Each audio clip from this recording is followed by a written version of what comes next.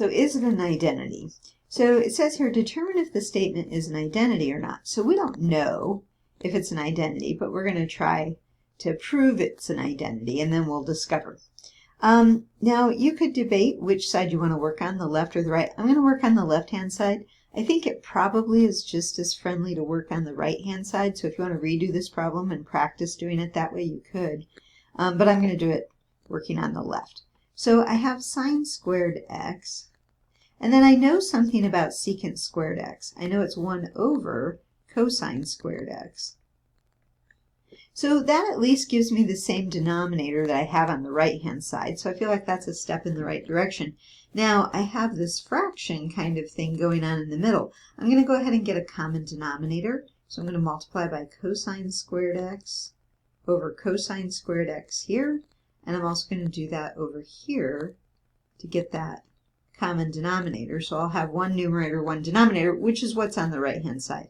Okay, so now I have sine squared x cosine squared x plus 1 minus cosine squared x all over cosine squared x. Okay. Now, let's see, what have I got? I was going to replace this with sine squared x. Okay, so I get sine squared x cosine squared x plus sine squared x over cosine squared x. All right, in the numerator, I can factor out the sine squared x.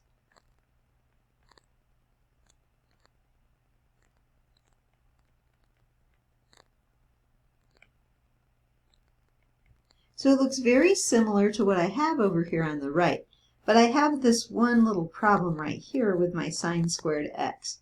However, I can fix that because I know, if you remember, this was sine squared x, right? So now I can put that back in, and I would have 1 minus cosine squared x times cosine, well, let me switch them the other way so that it looks exactly like the one on the right. 1 plus cosine squared x, that's just a commutative thing right there. It's addition over cosine squared x. So I think that is the same thing as what's on the right. So yes, this is an identity.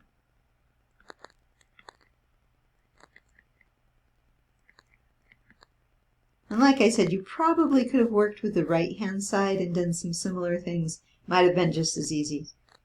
I don't know. One thing I wanted to mention, right here, when we had that sine squared x, cosine squared x, if I scroll up a bit, you can see here it wasn't in that order. When I'm writing these, I like to put my sine squared first and then my cosine. Normally, that's what I like to do. Now, there are times when we don't, but just that's why I did it that way.